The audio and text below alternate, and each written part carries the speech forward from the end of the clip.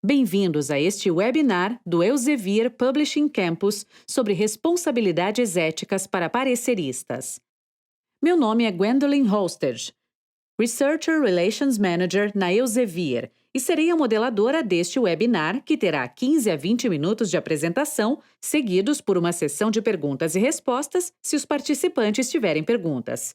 Para quem estiver assistindo ao vivo, as perguntas podem ser enviadas pelo botão Ask a Question. E se você tiver alguma dificuldade técnica, por favor, clique no botão vermelho de Live Event Tech Support e um técnico estará à sua disposição para ajudá-lo com o que for necessário. Agora eu tenho o prazer de apresentar Jaap van Harten, Executive Publisher da Elsevier nas áreas de farmacologia e ciências farmacêuticas. Jaap, agora é com você. Muito obrigado, Gwen. Sejam bem-vindos a esse seminário sobre responsabilidades éticas para pareceristas. Antes de discutirmos essas responsabilidades éticas, acho interessante vermos a definição do que é peer review, ou revisão por pares. A revisão por pares é o processo pelo qual um trabalho acadêmico, como um artigo ou proposta de pesquisa, é avaliado por um grupo de especialistas dessa mesma área de conhecimento para garantir que esse trabalho esteja adequado aos padrões necessários antes de publicado ou aceito. Em outras palavras, a revisão por pares é uma espécie de filtro de qualidade para que um artigo seja publicado. Esse, na verdade, é um conceito bastante antigo, embora o termo em si tenha sido cunhado apenas em 1969. E foi mais ou menos por esse motivo que a publicação científica começou oficialmente em 1665, com a primeira revista científica, de maneira que a avaliação por pares está no coração da publicação científica. Então, como é que as pessoas veem a revisão por pares? Bom, eu espero que esta não seja a sua visão da revisão por pares, em que este é o autor, esta é a revista, e você está aqui em algum lugar no caminho tentando acabar com o artigo. Essa não é a maneira correta de ver o processo. Espero que a maneira como você veja seja mais parecida com a mostrada neste slide, segundo a qual os melhores pareceristas tendem a ver-se mais como professores e mentores do que como críticos. E isso está tão relacionado com a ética quanto os demais temas deste seminário. Bom, ética e revisão por pares. Do que estamos falando? Vejamos este slide. Ele mostra o que os pesquisadores querem como autores e leitores, e eu gostaria de me concentrar apenas nesta parte do slide, a segunda linha. O caráter de certificação, o caráter de selo de qualidade sobre o qual falei há um minuto. O que autores e leitores querem? Bom, o que autores realmente querem é saber se, caso eles publiquem um artigo em um periódico científico, estará claro para todo mundo que o trabalho passou por esse filtro de qualidade. Dessa maneira, não se trata apenas da opinião pessoal do autor, mas algo que tem valor para a comunidade científica. Além disso, os leitores estão bastante interessados nesse selo de qualidade, nesse processo de avaliação, porque eles querem saber se podem ou não confiar naquilo que é publicado em uma revista. Mas nos permita colocar o assunto de uma maneira diferente, especificamente acrescentando os pareceristas. O que os pesquisadores querem dos pareceristas como autores e revisores? Bom, ao se focar nos autores, eles querem basicamente receber um tratamento justo dos pareceristas. Tratamento justo é a palavra-chave. E, por outro lado, os leitores querem ler artigos dignos de sua confiança. E quando tivermos esse tratamento justo aos autores e artigos confiáveis para leitores, teremos, de certo modo, identificado as duas questões éticas relacionadas com o processo de avaliação por pares. Tratemos agora da primeira parte, o tratamento justo aos autores. Bom, o que os pareceristas devem de fato olhar? Vários pontos demandam atenção. Esta é a lista completa e nós vamos ver ponto a ponto, detalhadamente, nestes seminários, cujo tema se liga com a ética. Você deve observar a inovação e originalidade do trabalho, a relevância e a clareza da hipótese, as forças e fraquezas em todas as partes do manuscrito, a consistência dentro do próprio manuscrito, o estilo do texto, as referências, a adequação do título, do resumo e da conclusão. Todo esse tipo de coisa. Essas não são questões éticas, mas se não forem tratadas com atenção, podem sim apresentar uma questão ética. Mas sigamos para o caráter propriamente ético da revisão por pares. É de extrema importância que os pareceristas percebam que o processo se baseia em confiança. Lembre-se de que o autor entrega seu manuscrito, que é uma informação confidencial, à revista, e os autores confiam que a revista não sairá por aí falando do conteúdo do manuscrito. E, nesse sentido, realmente se trata de uma questão de confiança entre autores e editores. Mas também há uma segunda etapa. O editor não avalia o artigo sozinho. O editor geralmente envia o manuscrito para avaliação dos pares. Então, esse manuscrito, esse bebê do autor, não é enviado somente para o editor, como também a pareceristas, e o segundo nível de confiança é o estabelecido entre editores e pareceristas. Obviamente, os pareceristas não devem abusar dessa confiança. Pareceristas devem sempre ter em mente que o manuscrito recebido é uma informação privilegiada e é um documento confidencial. Isso significa, na prática, que o conteúdo do manuscrito é e continua sendo propriedade exclusiva dos autores. Ele não é de propriedade dos pareceristas. Além disso, você nunca deve revelar qualquer informação do manuscrito a outras pessoas, porque você mesmo ou outras pessoas podem usar essa informação para uma pesquisa própria, e esse definitivamente não é o espírito da revisão por pares, e sem dúvida alguma quebra a confiança. Ou seja, na prática, se você tem uma versão impressa do manuscrito, deve mantê-la em sigilo. Não a deixe em cima da sua mesa até que o processo de avaliação esteja completo. Você pode guardá-la enquanto o manuscrito estiver sendo avaliado, mas assim que o editor tomar uma decisão, você deve apagar o manuscrito de seu hard disk e destruir quaisquer provas impressas. Às vezes acontece de você, como parecerista, vira e mexe, principalmente se for um parecerista mais sênior, compartilhe a responsabilidade pela revisão com alguns dos membros mais júniores de sua equipe. Não há problema nisso.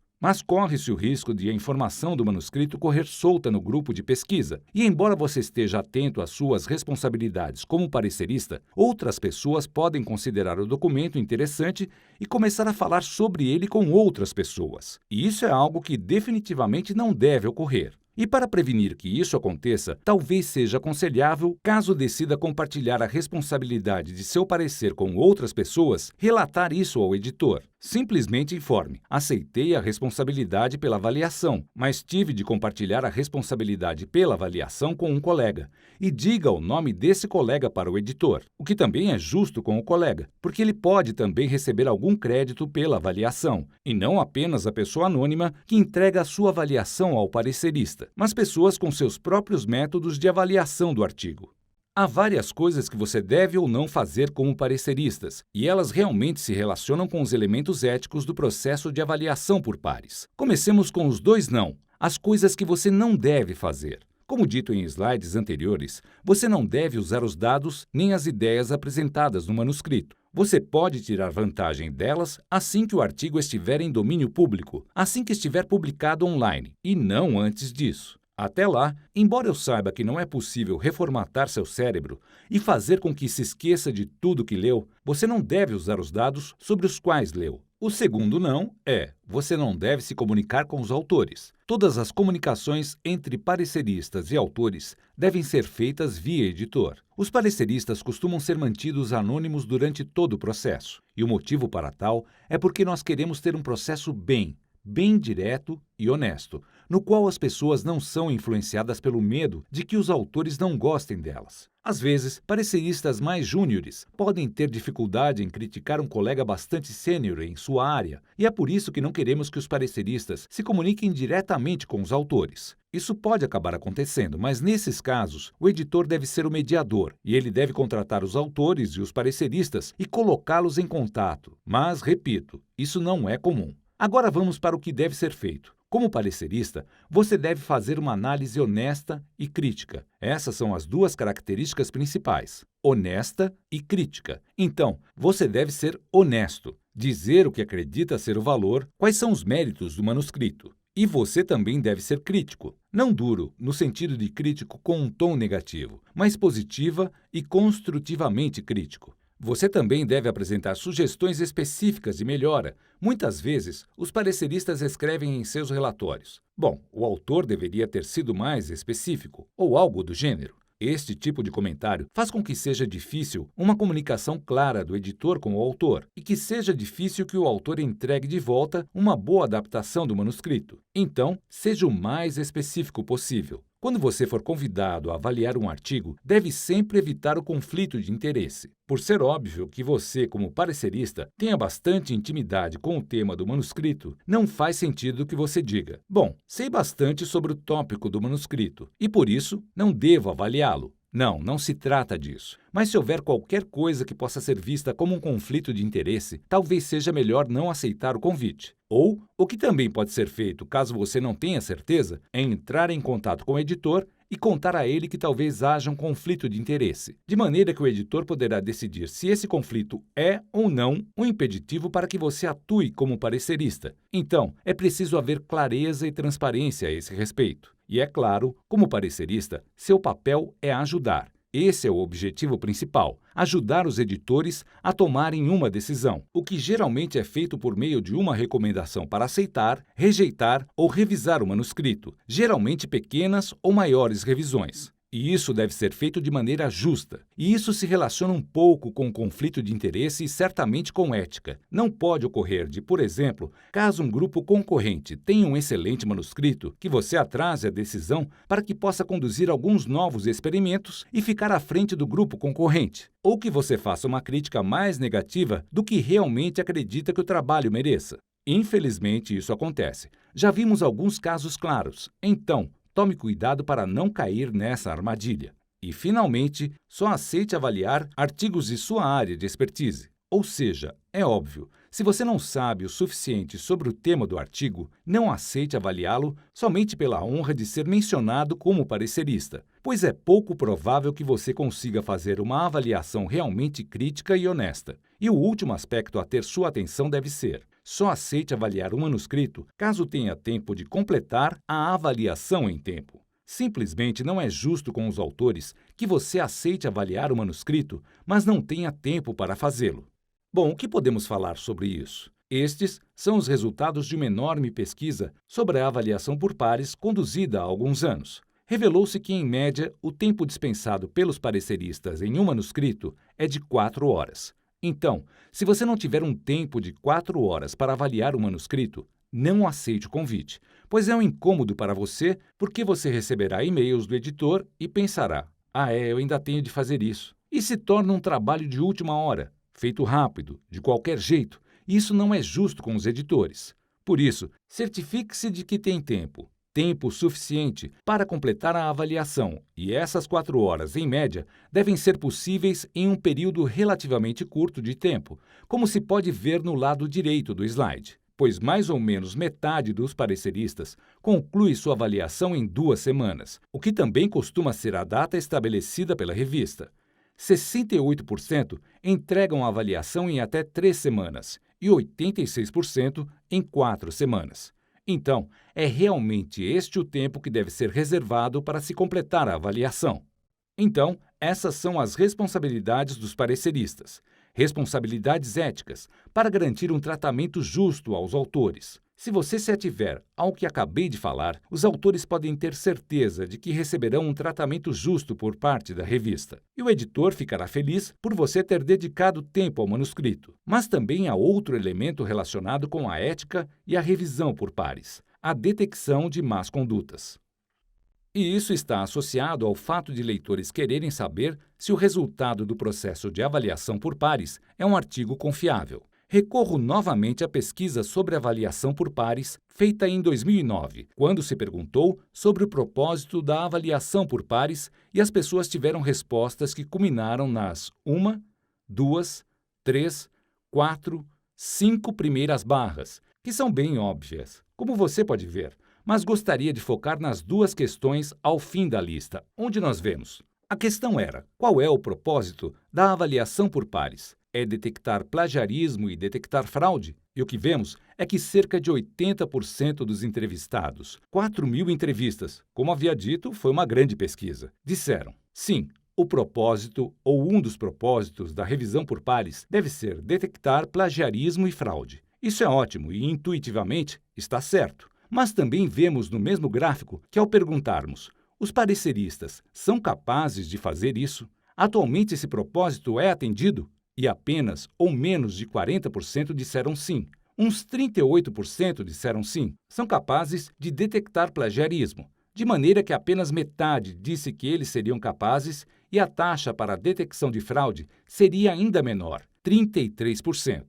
Mas o lado bom ou ruim é que os pareceristas não são orientados a detectar plagiarismo, fraude nem outras questões éticas. Deve ser um alívio para vocês, pareceristas, pensarem: bom, tudo bem, não é a minha função, não sou detetive da ciência, não sou um policial da ciência. Porque ética, em geral, ou princípio, permanece como responsabilidade dos autores. Isso não significa que o autor está livre de acusações caso você não detecte plagiarismo ou fraude. Definitivamente não é este o caso. Mas, por outro lado, seria ótimo se você conseguisse detectar plagiarismo ou fraude, e felizmente isso acontece. Bom, já discuti fraude e plagiarismo, mas há outros pontos pelos quais os pareceristas não são responsáveis, mas seria bom se conseguissem detectá-los. E não é tão impossível que isso ocorra, pois os pareceristas geralmente conhecem muito bem aquele tema e se lembram de trabalhos que leram sobre o tema. Às vezes, eles mesmos escreveram os artigos e conhecem o seu próprio texto e estilo de escrita, e relatam isso aos editores. E quando falamos sobre as questões éticas às quais você deve estar atento, repito novamente, mesmo que não seja responsável por isso, nós as apresentamos aqui em duas categorias: má conduta em publicação e má conduta científica. Plagiarismo, por exemplo. Plagiarismo significa copiar o texto ou resultados ou ideias de outros artigos sem dar crédito à fonte. Então, trata-se de copiar coisas. Todo mundo sabe que há variações na forma e na gravidade do caso, dependendo de se o que ocorreu foi a cópia de uma seção inicial ou dos resultados de outro artigo. Se foram copiadas 5 linhas, 5 páginas, 5 artigos ou qualquer outra coisa. Todo mundo sabe do que se trata. Mas se houver uma sobreposição significativa, é sinal de que o autor teve má conduta e seria ótimo se vocês, como pareceristas, identificassem isso. Publicação duplicada é uma forma bastante séria de plagiarismo. Submissão duplicada é algo bem difícil de ser identificado por um parecerista. Crédito à pesquisa prévia e a pesquisadores. Às vezes, as aspas são esquecidas, às vezes por inocência, às vezes por querer. E neste último caso, seria ótimo se isso fosse apontado. Correta identificação dos coautores é algo bem difícil de ser identificado por um parecerista. E há os conflitos de interesse. Se você percebe que o artigo traz resultados muito positivos para, digamos, um equipamento, e você sabe que o autor é dono ou tem alguma relação significativa com determinada empresa que produz esse equipamento, isso precisa ser apontado para o editor e seria bom que você o fizesse. A outra categoria é a má conduta científica. E a má conduta científica pode ser dividida em outras duas categorias razoavelmente grandes. Uma é a fabricação de dados, ou seja, você simplesmente inventa os dados da pesquisa. Em outras palavras, o autor não precisou da bancada de laboratório, mas apenas do laptop para escrever o seu trabalho. E a outra categoria, que pode parecer um pouco menos séria, é a falsificação de dados. A manipulação de dados existentes, introduzindo-se novos dados, ou tirando algum dado para, por exemplo, tornar o valor de P significativo. E pela nossa experiência, a fabricação e a falsificação de dados costumam andar lado a lado. E é claro que não se deve esquecer do uso inapropriado de seres humanos e animais na pesquisa, o que eu diria ser uma questão ética dupla, e caso você identifique isso, deve comunicar ao editor que isso não deve ser feito, que o artigo não deve ser publicado e que há algo de estranho com o manuscrito. Então, lá se foi uma lista completa e, novamente, embora você não seja responsável por esses itens, talvez seja bom ter uma lista como essa ao seu lado na próxima vez em que fizer uma avaliação e um relatório para o editor. Permita-me dar um exemplo de manipulação de dados, no caso de uma figura, e isso foi identificado por um parecerista. Então, esse é um daqueles pareceristas que fez além daquilo que lhe foi solicitado. O que vemos aqui, deixe-me mostrar com a seta. Este foi um experimento controle e 3 cenários de tratamento. 3 cenários totalmente diferentes de tratamento. Assim, foi reportado no manuscrito, e como você já está vendo essa figura por pelo menos uns 15 segundos, já deve ter identificado, ou poderia ter identificado, o que o parecerista identificou. E assim foi como recebemos a avaliação do parecerista, que notou que, olha, isso é o mesmo que isto, isso é o mesmo que isto, isso é o mesmo que isto, e assim por diante. Sabe, é estranho que essas figuras pareçam ser a mesma e você fica curioso e pensa: bom, e se eu sobrepor esses campos? O que vai acontecer? Bom, então é isso que acontece e conseguimos ver que todos os cenários de tratamento foram basicamente retirados de uma mesma figura. Eles apenas cortaram aqui. Esta é uma versão cortada, assim como esta e esta. Então, esse foi um caso claro de manipulação de figura e só mostrei como exemplo porque ela foi identificada por um parecerista durante o processo de revisão por pares. E acho que esse é um grande feito de um parecerista. E, finalmente, ao chegarmos ao fim deste webinar, gostaria de agradecê-los por terem assistido a este webinar e devo acrescentar que você deve ver os sites indicados neste slide. Pode valer a pena e recomendo que você acesse o site do Committee on Publication Ethics, o COPE, e que dê uma olhada nas diretrizes éticas do COPE para pareceristas. Nessas diretrizes, você verá uma espécie de resumo do que comentei aqui e terá a oportunidade de lê-las em um momento mais tranquilo e deve tirá-las da estante ou da gaveta quando for, de fato, avaliar um artigo. Muito obrigado por ter participado deste webinar. Muito obrigada, Jeb, pela excelente apresentação e apenas repito o nome do comitê, o Committee on Publication Ethics, que pode ser consultado online. Eu diria que temos tempo para uma ou duas perguntas, e uma delas, que considero ser boa para o Jeb, é: se você estiver avaliando um manuscrito, um cientista bastante conhecido em sua área, como se deve abordar a questão do plagiarismo caso suspeite disso? Essa é relativamente fácil, porque os pareceristas são anônimos, então eles podem falar abertamente, e é exatamente por isso que não queremos que pareceristas e autores tenham contato entre si. Pois assim que eles entram em contato, é possível que eles não falem exatamente o que gostariam de dizer, ou acabam falando de determinada maneira para serem mais amigáveis com os autores, ou coisas do gênero. Essas duas coisas podem ocorrer. E sendo anônimas, as pessoas podem ser totalmente abertas em suas opiniões. Então, não há problema, não importa quem seja o autor do artigo. Acho que isso leva à próxima pergunta, que é: alguém está perguntando aqui o seguinte: o que devo fazer se eu conhecer o autor do manuscrito que me convidaram a avaliar? Essa é uma boa pergunta. Acho que eu deveria ter incluído isso na apresentação. Se você conhece o autor, deve simplesmente negar o convite, porque, por um lado, você pode pensar: este é um processo anônimo e posso falar abertamente. Por outro lado, sempre haverá a impressão de que você foi parcial, então é prudente que diga aos editores: muito obrigado, mas eu conheço muito bem o autor e não quero me envolver na avaliação do manuscrito.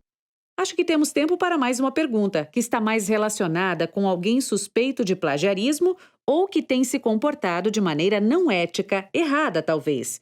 E há alguma punição a essas pessoas? O que acontece às pessoas que apresentam uma conduta não ética? Isso depende um pouco da gravidade dessa não conformidade ética. Alguns casos podem estar relacionados, por exemplo, com os dados publicados. Se os dados estão ok, é uma coisa, mas se os dados estão errados, estamos falando de algo totalmente diferente. Mas se os dados estão ok, a punição mais leve é a publicação de um corrigendum para explicar o que há de errado com o artigo. Se o caso for um pouco mais sério, mas não tenhamos prova, principalmente quando se trata de um complexo caso de fraude potencial, mas ainda não sabemos e as investigações estão em curso, a revista pode publicar uma manifestação de preocupação, Notice of Concern. E uma manifestação de preocupação é quase uma retratação preliminar. Em resumo, não sabemos se há algo errado. Está sob investigação no momento, mas julgamos o caso grave o bastante para já alertarmos os leitores. Isso é uma manifestação de preocupação. Se o caso se tornar mais sério, simplesmente se deve retratar o artigo e o artigo deve ser retratado na literatura. Quando há um notório plágio ou quando há fraude, o artigo é retratado, o que não significa que ele será removido da literatura. Raramente isso acontece, mas geralmente a versão HTML é retratada na web e substituída por uma nota de retratação. E uma nota de retratação apresenta o motivo da retratação, de maneira que é uma exposição não muito legal, e fica disponível na web para sempre. E essa nota de retratação é publicada na versão mais recente ou na próxima edição da revista. O PDF do artigo continua disponível online, mas com um banner de retratado ou uma marca d'água de retratado, de maneira que seja sempre visível. E se o artigo fizer parte da iniciativa do Crossmark, que é aquele logo no canto superior direito da primeira página de um artigo, ao clicar neste logo, uma janela de pop-up aparece com a seguinte mensagem: esta é a versão mais recente, a versão válida do artigo, mas depois há também uma nota. Lembre-se de que há uma nota de retratação ou corrigendo ou manifestação de preocupação publicada sobre este artigo. Bom, isso é o que fazemos com o artigo na web. O que também raramente pode ocorrer é contatar a universidade a qual o autor está afiliado, o que não é bem visto pelos autores, como é de se supor, e consideramos importante o contato com as universidades para que elas possam rever suas políticas e a efetividade de suas políticas sobre questões éticas. E o último ponto, que acontece raramente e geralmente quando a pessoa teve várias atitudes inapropriadas em sequência, é que o autor não possa mais submeter artigos àquela publicação por um período limitado de tempo. Friso que não ser mais bem-vindo em uma revista não significa não ser bem-vindo na literatura, ou seja, é algo somente relacionado com a revista que sofreu com as más condutas. E o autor pode ficar na lista negra por um período de, digamos, 2 anos, mas não mais que isso, e não em mais de uma revista. Somos bastante relutantes com este tipo de punição. Bom, depois de ouvir tudo isso, Jep, eu diria que a chave de todo o processo científico e de avaliação por pares seria a manutenção de certo nível de integridade e honestidade, certo? Sim, essa é a base de todo o processo de publicação científica, porque os leitores leem apenas os artigos e há uma grande quantidade de informações sob a superfície e que não é vista pelos leitores. Nesse sentido, se não houver confiança, se torna uma espécie de jogo de azar, o que faria todo o processo de publicação científica entrar em colapso. E é por isso que há um sistema como a revisão por pares, um filtro ético e de qualidade altamente efetivo. Por isso, é importante ressaltar que a confiança é a base da publicação científica. Ok, gostaria então de, com isso, encerrar esta apresentação. Muito obrigada a todos pela atenção e, Jep, muito obrigada por sua brilhante apresentação sobre responsabilidades éticas para pareceristas. E se você quiser saber mais sobre a revisão por pares ou outros temas, como escrita e publicação científica, é possível encontrar informação no Elsevier Publishing Campus, site que aparece na sua tela neste momento. Lá você pode acessar seminários online como este, guias para download e vídeos que podem ser vistos a qualquer hora. De nossa parte é isso. Obrigada e até mais!